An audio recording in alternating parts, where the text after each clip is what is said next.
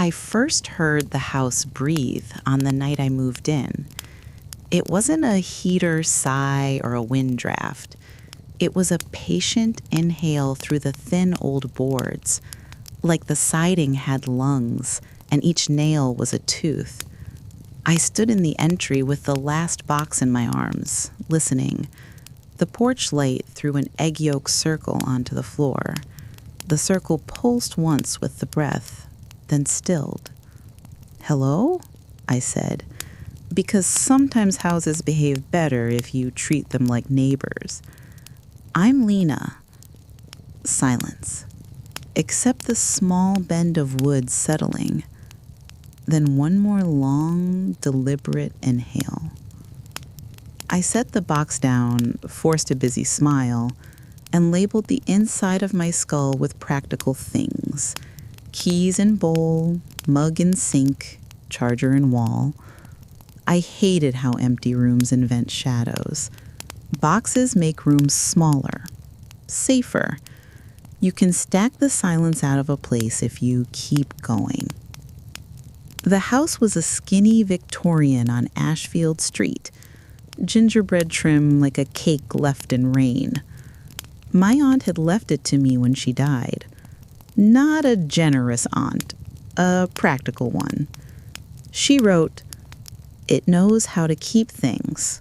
Learn its rules. Leave the front light on." I used to laugh at warnings written in soft pens. That night, I taped my aunt's note to the fridge with shaking hands. The first rule I learned wasn't written anywhere. It arrived at 2:13 a.m. I woke to a ringing that threaded through the dark without being loud. Not the doorbell. The ring was old and thin, a metal circle tapped with a knuckle. It didn't move air. It only moved attention. My attention floated downstairs with it, like a balloon dragged by a string. I didn't want to be the kind of person who follows strange rings, but the floorboards remembered where my aunt had stepped and carried me to the front room. The sound came from the little service bell on the hallway table. Brass. Dusty.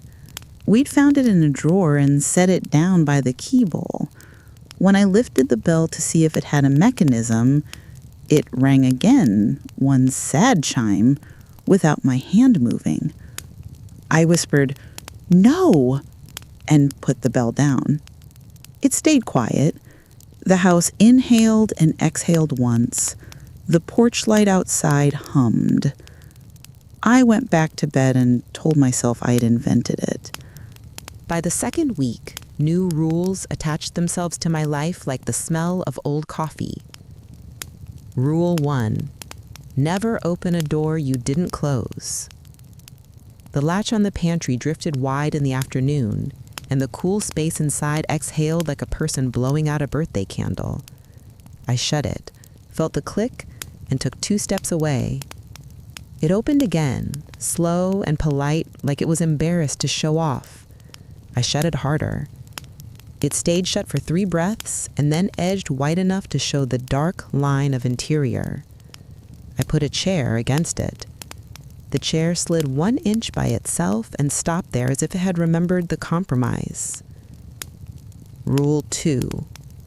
If the phone knows your name, let it learn nothing else. The landline in the kitchen had come with the house. I kept meaning to cancel it. It rang with no number at 3:07 a.m. I grabbed the receiver out of anger at the hour and said, "Who is this?" The voice said, "Lena." My mother's voice. Crisp, half sleepy, the way it sounded when she woke me for school at 6 in winter. I felt the taut wire of nostalgia snare my breath. "Mom?" I asked, stupid as it made me. My mother had been gone 5 years. The voice said Lena, again, only the name, and then imitated my mother's small, worried throat clear exactly. I hung up, hands digging into the cord hard enough to bite my skin. Rule 3. Never face the hallway mirror after midnight. I hadn't noticed the mirror until the house found me noticing it. It ran the length of the hallway, narrow and old, silver gone cloudy at the edges like frost. In daylight, it elongated me, made me someone taller, someone with a longer mouth. At 12:12 a.m., the mirror stopped showing me at all. It showed the hallway, more hallway than there was, and in that extra length, a door that didn't exist in the real house. The door was green and closed. A thread of white showed at its threshold, a grin. When I looked down at my feet, the floorboards were ordinary. When I looked back up, the green door was closer. I went to bed without blinking again. In the morning, the mirror was only a mirror. I started collecting routines like talismans, light over the sink, shoes pointed toward the door, tea brewed before dark. The house tolerated these rituals the way a cat tolerates a new rug, by trying to decide if the fabric is a nest or a trap. I set boundaries out loud. I learned to say no, quietly, but with all my breath shaped inside it. Some nights the house ignored me. Those were the nights it counted me. It did it with the little bell, one ring toward the front, one toward the kitchen, one toward the stairs. If I moved, it rang again, like it was adding. On the fourth ring, I whispered, "Stop." If I said it gently, the bell obeyed. If I barked it like a command, the bell rang a fifth time, as if to prove that quantity belonged to it. I told myself I was tired, that grief echoes, that houses hold the temperature of the last argument. I told myself the brain is an animal that loves patterns, and mine had found a chew toy. I told myself 1,000 things and believed none at 3 a.m. When I finally called my aunt's old friend Miriam, it wasn't because I wanted company. It was because I wanted instructions. "You moved in, didn't you?" she said. I could hear the clink of a spoon against a mug. I pictured her hands, big-knuckled, kind, the sort that makes scones without a recipe. She had been the one to hug me after the funeral, with a certain relieved intensity, like she was glad someone else had inherited something heavy. "I did," I said. "The note said it had rules." "It does," she said. "You're doing fine. Keep the front light on. Let it hear you. Houses want to be spoken to. They don't need to be answered." "I think it's learning me," I said before I could stop myself. "They all learn.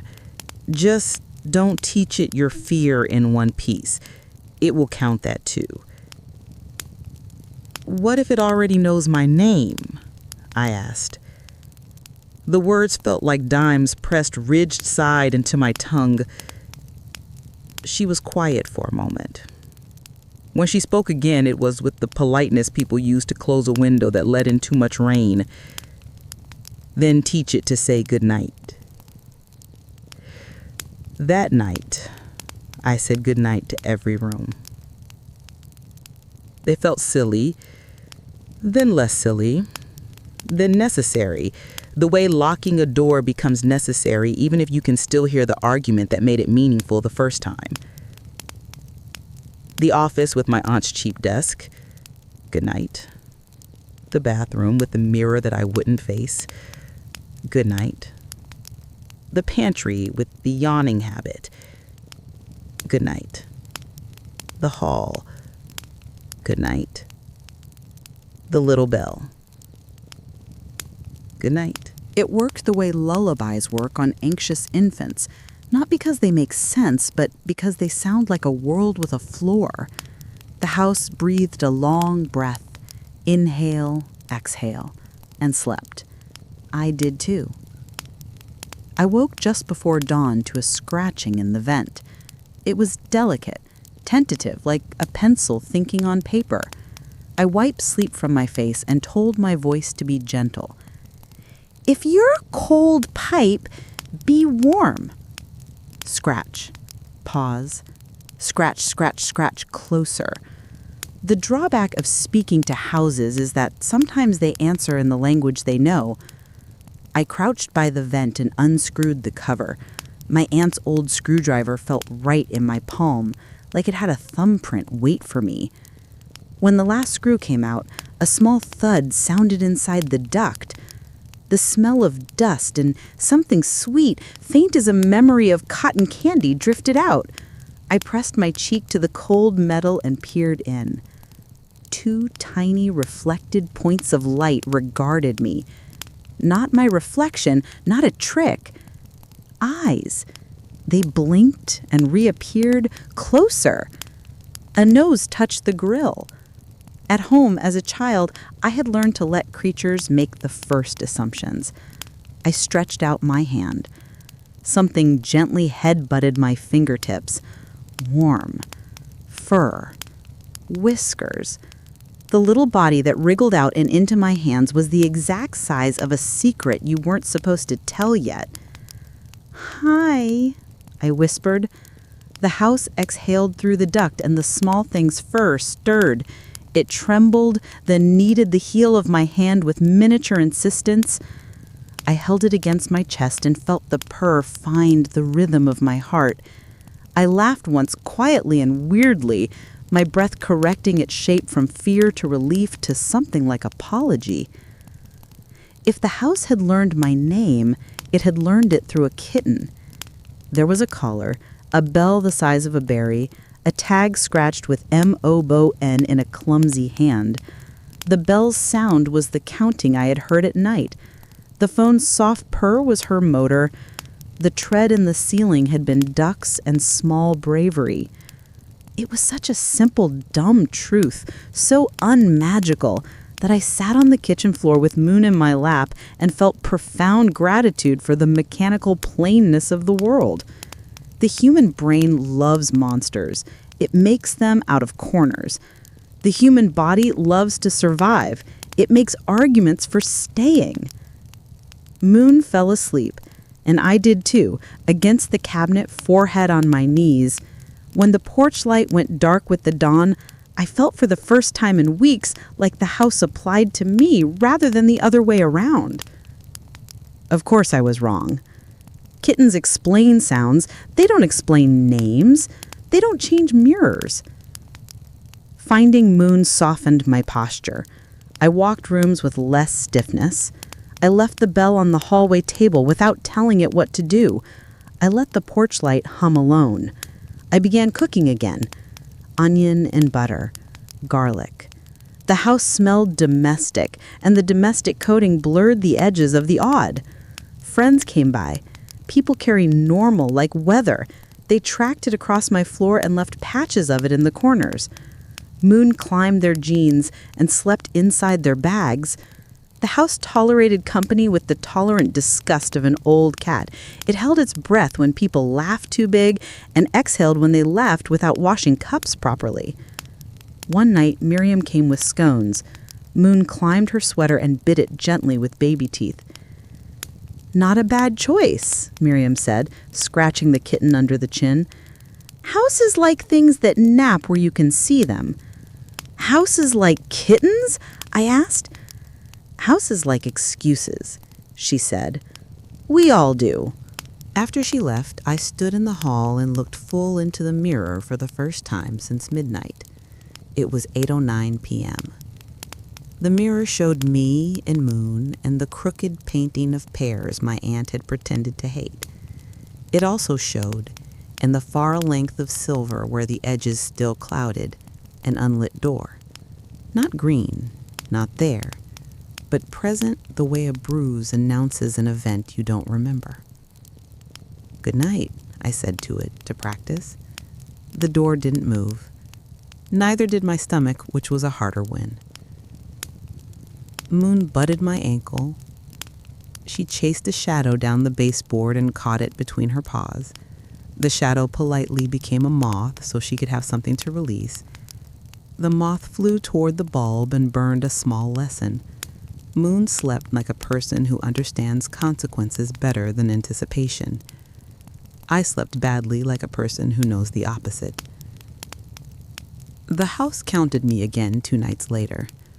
I woke to the bell chiming once toward the front. Moon's color answered with a sleepy jingle. I sat up.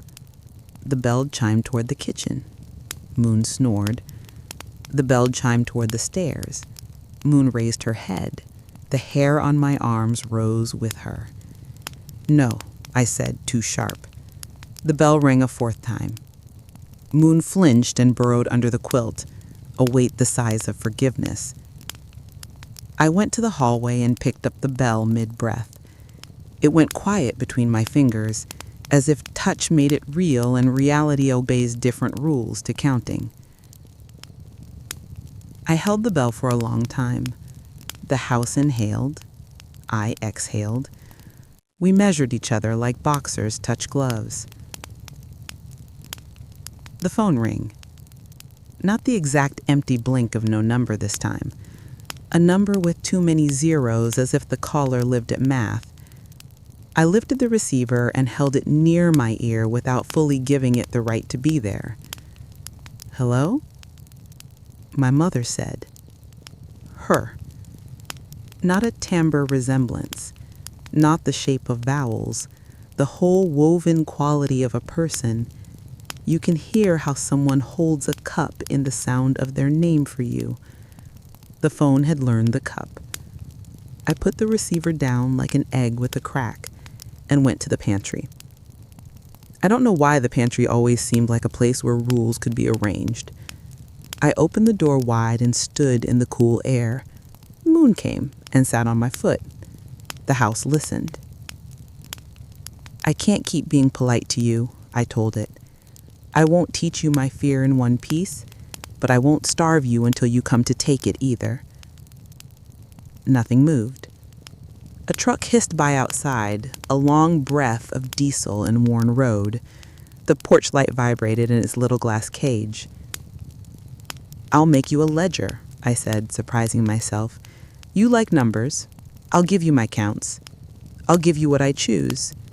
The mirror in the hall creaked, a lengthwise complaint. I took that as yes. I started the ledger in a black-spined notebook my aunt had left in a drawer with a peach pit and a stub of lipstick. On the first page, I wrote date and night and rule and gift. For September 29, I wrote, bell counted 3. I said stop too sharp. Gift, 5 cups of warm air from pantry. For October 3rd, mirror lengthened 2 inches. Green door at far end. Gift, stories of my day. Deliberately boring, 15 minutes. For October 5, Thone knew my name and Mom's voice. Didn't answer. Gift, good night to each room, 2x. The gifts weren't sacrifices. They were boundaries, shaped like generosity. If the house was going to learn, I would give it a curriculum. Moon added punctuation. She rolled on the ledger. She knocked the pen under the table and meowed at it like it was a mouse that owed her money. She slept with one paw on the open page. I learned to read around her. The house learned too. It counted less indiscriminately. It rang the bell once, as if to say, present, and waited for my answer. I said, present, and rattled Moon's collar to prove it. We invented attendance. The mirror showed me my back when I wasn't in front of it. I learned not to look at my back when alone. The phone mimed old familiar coughs. I learned to set the receiver down gently so my meanness wouldn't teach it another shape. I began to like living there, which is when the house tried to take me. I woke to my name spoken from under the bed. Not the way children imagine underbed things, globby, whispering, hot. It was my own voice saying, Lena, with every question I've ever asked pressed into the little syllables. I sat up, heart punching me in the sternum, mouth dry. Moon was a loaf at the foot, calm, eyes slitted. She did not move. The underbed voice said, "Lena?" Again, exactly like I would say it if I had lost myself. I shuddered. "Answer from above," I whispered, echoing the rule I'd invented for stair voices. I leaned over the side and said, "I'm here." The underbed voice did not answer. The floor inhaled. The sheets lifted slightly as if the room had lungs and we were laying on them. My head spun with the unfairness of a house that would mimic me to get my face near the dark. "Mean," I said, furious with a sudden child heat that felt like a more honest prayer than any good night. "That's mean." Moon leaped off the bed and dove under it with the fearless hubris of a tiny animal who believes the world loves her. She vanished. 1 second, warm. Next, gone. I hit the light. Bright flooded the room. The underbed space offered nothing but dust and forgotten socks. Moon was not there. Neither were any sensible explanations. The phone rang downstairs. I ran. The bell chimed toward the door. The porch light flickered. The pantry yawned. The house was borrowing all my shapes and wringing them down the stairs so I would give chase like a dog. I obeyed, because fear is gravity, and houses know that about us. In the hall, the mirror did not show me. It showed the green door from earlier, now fully close to the front of the mirror, as if it had moved down the hallway of silver. The thread of white under it grew brighter the longer I looked. I put my hand out to touch the glass. It was cold enough to bite. "Don't," I told myself. And then, because I had learned that naming things stops them sometimes, I said out loud, "You're just a door." The mirror door obliged my arrogance. It shook like a throat clearing. The thread grew into a smile. Not a happy smile, a doorknob grin. The sound of the pantry taking in air became a roar. I did not open the mirror door. I opened the real front door. Cold, honest air stepped inside and slapped the cheeks of the house. The porch light threw its square onto the floor. I stood in the threshold, neither in nor out. The house breathed again, but shallower. The bell went silent. The phone went dead. It hadn't expected an answer that wasn't inside its own vocabulary. "Good night," I said to the night outside, meaning it as both a plea and a spell. Something brushed my ankle. Moon. She slipped between my feet into the entry, tail high, offended by drama. She walked to the mirror and looked in. Her pupils whitened until her irises were knife thin, meant for day. She looked up at me as if to say, "It's only a door if you can walk through it. Can you walk through it? No? Then it's furniture." She yawned. The phone in the kitchen tried one last wheeze of a ring.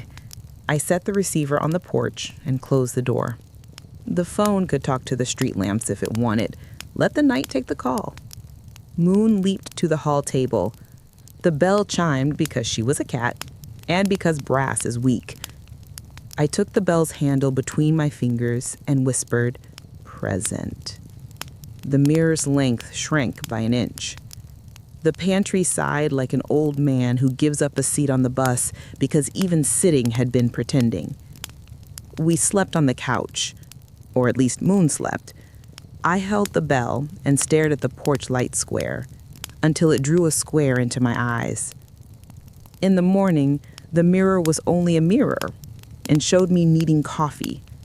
The phone had dew on it. I learned the last rule the day the house told the truth. It was a blue morning that couldn't decide rain. I had the ledger open. Moon was trying to sit on exactly the line I was writing as if the sentence would birth her if she timed it right. Date October 16th, night, quiet. Rule, none asked. Gift, 3 stories about the street. Man with red hat, couple in argument, bird that fell in love with my car mirror. I set down the pen and said a new sentence to the air. I forgive you. It felt both corny and adult, which is a combination only adrenaline can pilot. I expected embarrassment. I expected the house to gloat by whitening with a creak. Instead, the house breathed in, held, breathed out, and said, soft as insulation, good night. I set my palms flat on the table and closed my eyes. The word was not sound, it was shape. The house had learned a shape it had not been made with. Again, I asked, good night. This time I heard my aunt in it. Not imitation, not theft. The characteristic patience of her. How she paused long enough for room to agree to a change before she made it. It wasn't magic. It was a ledger balanced. It was a stubborn system making space for a new variable because a kitten had walked across the columns and smudged the ink. It was boundaries shaped like gifts until the shape fit both of us. I wrote the final rule in the ledger. Then on the first page of my aunt's note, above leave the front light on. Rule, if the house learns your name, teach it to say goodnight. Locking the front door that evening, I felt like a person who had taught an animal tricks, who could still be bitten. Moon batted at the key dangling in my fingers. We ate dinner at the kitchen table like a family of 2. There were still sounds. Houses never stop with the sounds. The phone still wanted to perform. The bell loved excuses. The mirror elongated me in ways that make me wistful for a taller, more mysterious self. But the night had been downgraded to a neighbor with odd hours. Before bed, I did the rounds. Pantry, hall, mirror, office, bathroom, living room, porch light. Good night, good night, good night. Moon leaped onto the bed and collapsed with theater. I turned off the lamp. In the dark, the house inhaled, then said, with shy correctness and a hint of pride, good night, Lena. I blinked tears. The word fit. It closed like a door without a slam. Under the bed, something very small sneezed. Moon jolted awake, eyes twin embers. From the vent under the window, a faint metal ring answered, the smallest bell. We might have more kittens, I told the ceiling. We can handle more kittens. The ceiling did not disagree. I slept a sleep that tasted like dust, linen, and the warm motor of a creature responsible for absolutely nothing. When the house breathed during the night, I slept through the inhale. When it counted us. And when morning came, gray and indecisive, the porch light was still on, shining as if it had been brave alone all along, and only now remembered that bravery is looped from me to it, to the house, to the cat, to the next small thing in the vent. I turned it off. The daylight understood. On the fridge, my aunt's note sat under a magnet shaped like a smiling moon. I drew a little heart next to her handwriting, and for once it didn't feel like an invitation. It felt like punctuation at the end of a sentence the house and I had finally learned to say together. Good night. And when it was time, good morning.